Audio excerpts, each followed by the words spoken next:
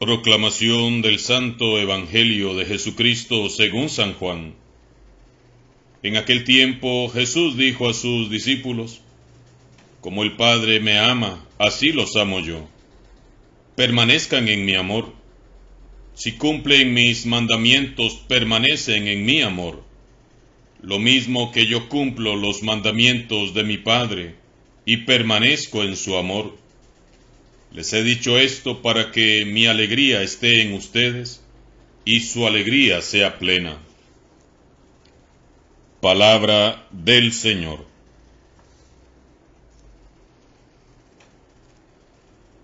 Continuamos hoy jueves en la primera lectura, Hechos 15, 7, 21, con la narración de lo que fue el primer concilio de la Iglesia. San Lucas nos presenta el concilio de Jerusalén y lo hace manifestando en el hecho una gran importancia. El episodio está situado intencionalmente en el centro del libro de los Hechos de los Apóstoles. Tras este concilio hay un antes y un después en la historia de la Iglesia. Los debates del concilio de Jerusalén fueron tensos, como leemos hoy, porque estaban de por medio convicciones muy fuertes y muy opuestas de parte de unos y de otros. Los judíos exigían que los paganos convertidos abrazaran también la ley judía y se sometieran a sus costumbres, ritos y preceptos, mientras que estos se oponían. Fue un momento de crisis del que salieron victoriosos los apóstoles con la ayuda incomparable del Espíritu Santo. Ante todos toma la palabra Pedro como líder, como jefe que Jesús había constituido, y lo hace con una postura claramente abierta hacia los paganos convertidos. Visualicemos la escena. Veamos a Pedro, lleno del Espíritu Santo, hablando allí, en medio de todos, con esa autoridad y sabiduría que solo transmite paz. Pedro se basa en la aprobación que él recibió de parte del Espíritu Santo para que en la iglesia fuera admitido el pagano Cornelio y toda su familia. Pedro da testimonio de lo que ocurrió ese día en que el Espíritu Santo le llevó a casa de Cornelio, el militar romano, y dice: Dios me eligió entre ustedes para que los paganos oyeran por medio mío las palabras del Evangelio y creyeran. Dios, que conoce los corazones, mostró su aprobación dándoles el Espíritu Santo igual que a nosotros. No hizo distinción alguna, ya que purificó sus corazones con la fe. A continuación, Pedro cuestionó a los cristianos judíos que querían someter a los paganos convertidos, porque quieren irritar a Dios, imponiendo sobre los discípulos ese yugo que ni nuestros padres ni nosotros mismos hemos podido soportar. Nosotros creemos que nos salvamos por la gracia del Señor Jesús, del mismo modo que lo creen ellos. Después de esto se hizo un gran silencio. Luego todos escuchan atentamente lo que Pablo y Bernabé cuentan sobre los signos y prodigios que habían hecho ellos dos entre los pueblos paganos con la ayuda de Dios. Cuando ellos dos terminaron de hablar y de dar testimonio, habló Santiago, que era el obispo de Jerusalén. Santiago entonces, con algunas citas del Antiguo Testamento, da la razón a Pedro y refuerza su postura de que la iglesia debe de ser universal. Concluye Santiago reconociendo que no hay que molestar a los paganos que se convierten, o como ha dicho Pedro, no hay que ponerles más cargas que las necesarias. La reunión, por tanto, desautoriza a aquellos que habían ido a Antioquía a inquietar a los hermanos paganos que se habían convertido en aquel lugar. Eso sí, decidieron que sí había algunos aspectos que creyeron razonablemente exigir a todos. Basta con prescribirles que se abstengan de la fornicación, de comer lo inmolado a los ídolos, la sangre y animales estrangulados. La conclusión del concilio entonces es: todos, paganos y judíos, pueden ser salvos por la gracia del Señor Jesús. Este concilio nos deja grandes lecciones. A pesar de las fuertes y acaloradas discusiones, vemos a una comunidad cristiana que es capaz de dialogar, escuchar, valorando los pro y los contra de las decisiones a tomar. Todo a la luz de la palabra de Dios y del Espíritu Santo. Vemos cómo los apóstoles supieron reconocer y aceptar los pasos de apertura que el Espíritu les estaba inspirando dar, aunque esos pasos fueran incómodos y difíciles de dar para ellos, debido a la formación cultural y religiosa que ellos habían recibido. Ellos los dieron sin dudar en obediencia a Dios.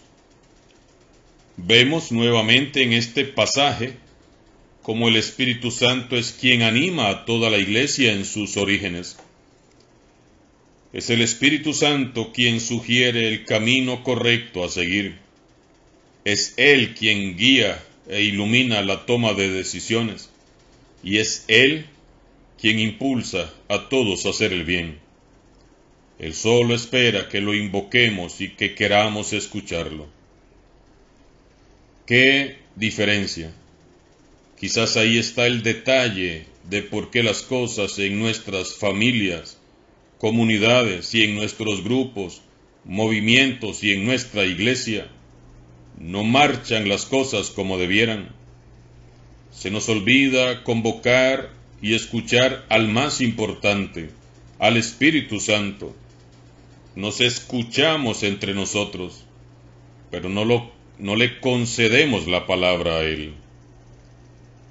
¿Qué nos sugiere hoy a nosotros el Espíritu de Dios en medio de un mundo tan violento y tan confundido?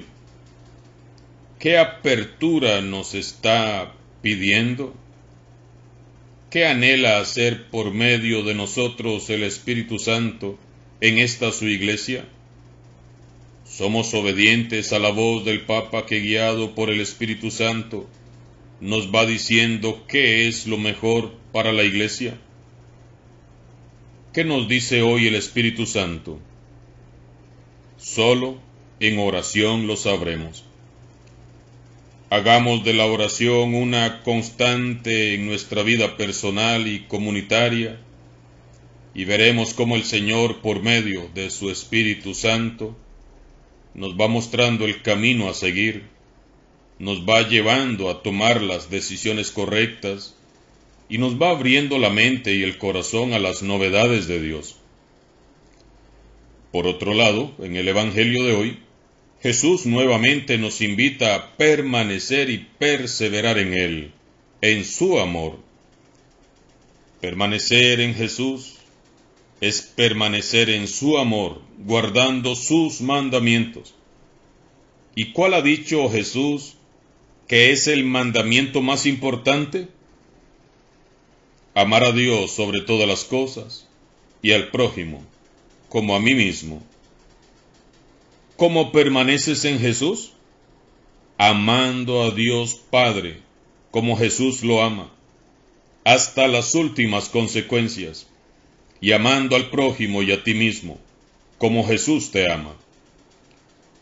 Uno de los frutos más característicos del corazón que ama y se deja amar por Dios es, sin lugar a dudas, la alegría verdadera. Quien vive amando y confiando en Dios de todo corazón, vive alegre, porque sabe que Dios siempre usará para bien todo cuanto sucede a su alrededor. Quien obedece a Dios y le sirve con humildad, vive alegre, porque su conciencia está en paz. Quien ama a Dios y ama al prójimo, vive alegre porque el corazón humano ha sido diseñado para amar, y al amar alcanza su plenitud. La alegría del corazón humano consiste en amar y hacer el bien. La alegría del corazón no depende de lo que tienes o no tienes. Hay personas que lo tienen todo y no son alegres, y hay quienes carecen de todo y viven en completa alegría. Vivimos ansiosos, tristes, malhumorados y amargados, porque somos egoístas, soberbios, orgullosos y envidiosos, y nos olvidamos de que para amar y hacer el bien hemos sido creados. En la medida que amas a los que Jesús amó, es que más vas a experimentar la alegría del Evangelio. Esta es la alegría que Cristo Jesús quiere para los suyos. Les he dicho esto para que mi alegría esté en ustedes y su alegría sea plena. Una alegría plena, una alegría inalterable, no superficial ni pasajera. La misma alegría que llena el corazón de Jesús, porque se siente amado por el Padre, a quien Él ama con todo su ser y cuya voluntad está cumpliendo. Si quieres experimentar la verdadera alegría que hace rebosar el corazón de Jesús, haz el bien, ama a Dios, obedece a Dios, vive con un corazón conforme al corazón de Jesús, ama al prójimo y ámate a ti mismo. Pidamos al Espíritu Santo en esta Pascua se nos conceda el don de la alegría del Evangelio, para que amándonos unos a otros, amando y sirviendo a Dios, todos demos testimonio de que verdaderamente Jesús ha resucitado. Vamos a orar.